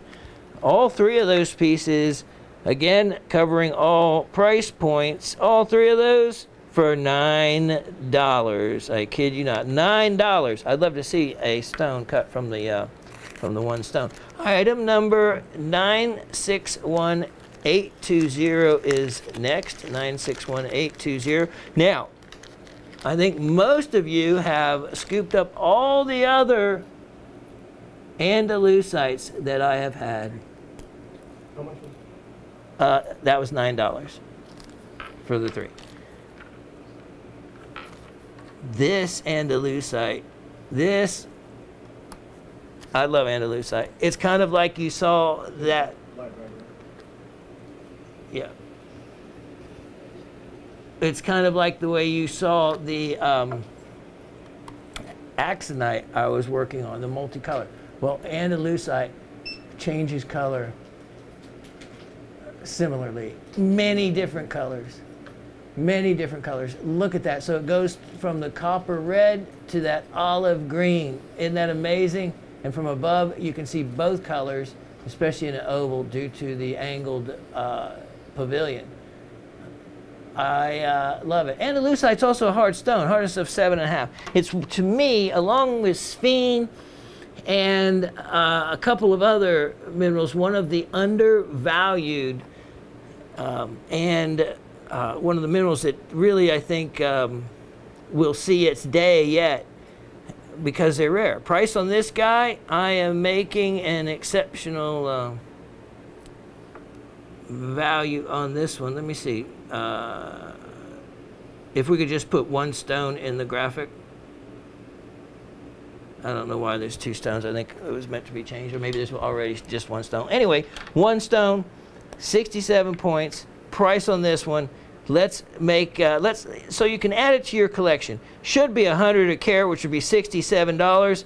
You know, at 50 a carat, that would be $33. Let's do $28 on that. How's that? $28.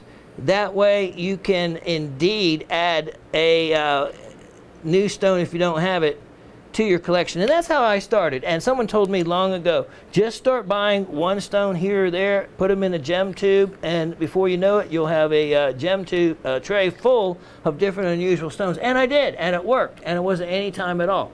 A little there, here, a little there, and now, you know, that's where it ended up to basically have my savings account. $28 on that. When you buy them at the right price here at Gem Shopping, you're doing the right thing. And getting in on these, yeah, indeed. Now, let me show you item 965720. We have only minutes actually left with you now that I see. Boy, the show goes by too quickly when you love what you're selling and talking about. Let me see if I got to all my educational things I wanted to do. Probably not, but we'll get to them along the way. Let me see what I am unwrapping. Oh, ho, ho, ho. What in the world do I still have this beauty for? Take a look at this. Take a look at this. Now, many minerals in their pure form will not have any color tone to them. It is only when they have other impurities in them do they pick up color, just like clear quartz. Well, same thing applies to acroite, which is clear tourmaline. Same thing applies to goshenite, which is clear beryl. It is only when they're allochromatic, meaning they get their color from outside impurities or influences, is where the color comes from. This is one of the rarest colors in fluorite. It's the clear white color. Look at this crystal. Look at this. This you almost never see. Just clear fluorite. And then look at this calcite crystal right next to it. Wow, look at that as we go in closer. Look at that beautiful iris in that fluorite. And then look at that wonderful, look at the banding in that calcite. And that iris is bouncing off and being created by that inclusion in the fluorite. Then look at this little group of cubes of the clear white fluorite. What else have we got on this piece? Look at the calcites over here. Look at these stunning calcites. Probably, this is from Villabona, probably fluorescent. Look at the little, look at underneath it. Look at the additional fluorites. Look at those. See, this is a specimen that you can get out the magnification and look at for a long time. And I mean hours. Those are probably little chalcopyrites there. I don't know if I listed them, but that's probably what they are. Again, look at the additional mineralization here. And I have no doubt that there's not additional other minerals besides, I see quartzite, besides what I've talked about. Look at all these little potential crystals of fluorite I see sparkling. Okay, so, wow. Some dendrites in there as well. Wow, okay. That's a beauty. That's a beauty. One of the very few Villabona specimens I have left. Oh, this is what's amazing. Okay, you fluorescent collectors, I have notes here on the my tag for you. It has orange and purple fluorescence. The orange is going to be from the calcite, and the purple, picture that, purple fluorescence from a clear fluorite. That's very cool. That's very cool. Fluorescence actually got its name from fluorite and vice versa. Yeah, so, all right. Price on this is a ridiculous opportunity, and it is not a price I will ever offer less than. It's only $68. $68 on that one. Now let me see if I can't sneak in one more here for you. And yes, we'll keep it in the same theme. Item 1014921. Now, yep, look at this.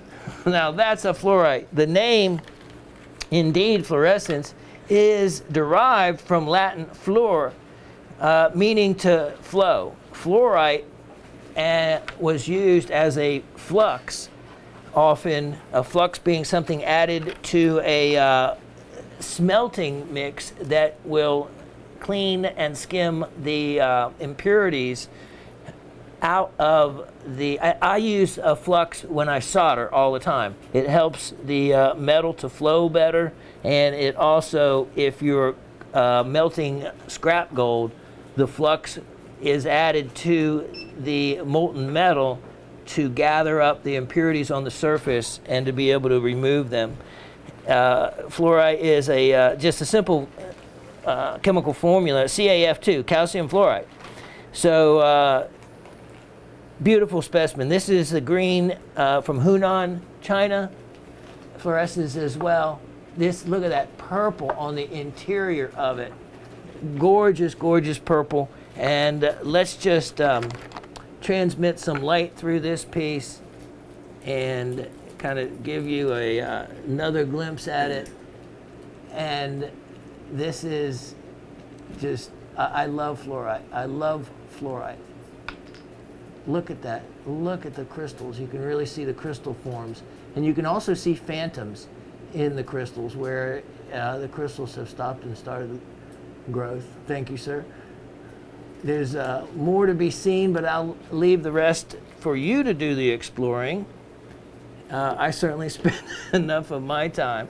Look at this. The piece is really 360 degrees all the way around, and it would also lend itself to being cut, to take a slice off the back, a couple slices even, and you could really have something quite attractive. Price on this one, I'm going to make it a show and go deal here and make it only $98. Fluorite's very expensive by the pound and in mineral specimens, and that one is no exception. So at that price, that's a great, great offer. And what would be the show without the last specimen being a zeolite, item number 928119. Have to get a zeolite in here, and this is a really gorgeous one. Large size, you can see this. It has stilbite, and look at the beautiful apopholites here that we know, and on the pink heulandite base. And as we go in closer on this, we can show you, look at this wonderful, wonderful grouping of stilbites. Then you have the classic bow tie stilbites.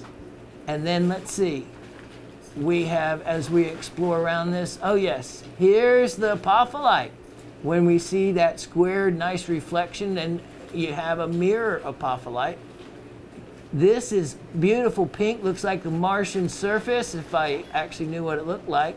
But that's heulandite, so another zeolite. Look at these beautiful little cubes sprinkled around. You barely notice until you start exploring the piece. Look at the stilbites. Look at the apopholites sprinkled around. That's what you want, a piece that you can enjoy looking at and discovering. Let's see, I didn't write it on there, but it does. It has celadonite on it, or celadonite.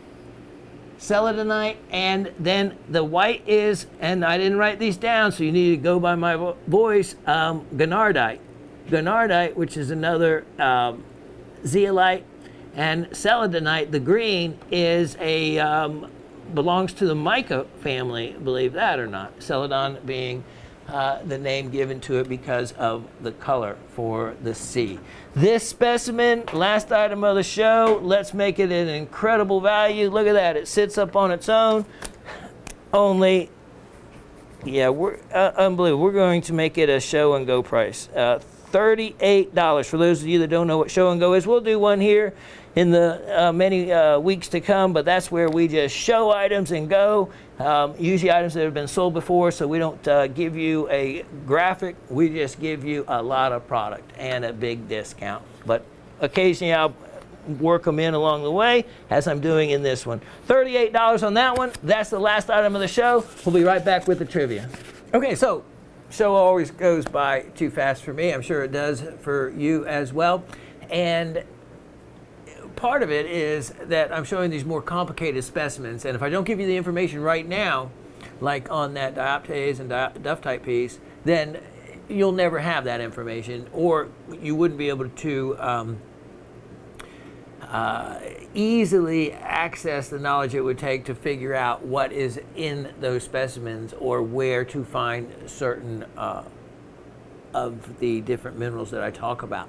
So that's part of the provenance. That's part of taking notes. That's part of the history of why you see the old collectors and the famous older collections. If you've ever actually owned a piece or seen a piece of them, they'll either have a very nicely typed out label or mostly a reference number that then in their collection they can reference with that reference number all the other additional information. But it is those things that are so important. Once that information is lost, like it has been in so many cases with me, then I go back and someone has to stop and do the research that it takes and start over so that that provenance and that history and the identification of those other minerals travels with the piece. So that said, it's why it's important to remember or write down in notes or to make labels that will reflect the information that I have told you and keep it with the specimen. So that said, I have 2 questions for you in the trivia now. Now, also, I want to tell all of you an easy way to be able to answer the trivia alone or to get a comment to me is just write to Shawn, S-H-A-W-N, at gemshopping.com. Now, to find the How It's Done series or to also link to the this show and the past shows, Gem Shopping has a new homepage that if you'll go to the home page and scroll down to the bottom, very bottom of the home page and go to where it says Learning Center. If you click on the Learning Center tab, that will give you access to the How It's Done series and to this show and additional shows as well. So make sure that you're able to find me. If you have any trouble with that, just remember you can always contact me at Shawn at gemshopping.com or call in to Gem Shopping. Remember, that number on the screen is your access to any of the items that you see 24/7. We have real people that answer the phone 24 hours a day, 7 days a week, except Christmas.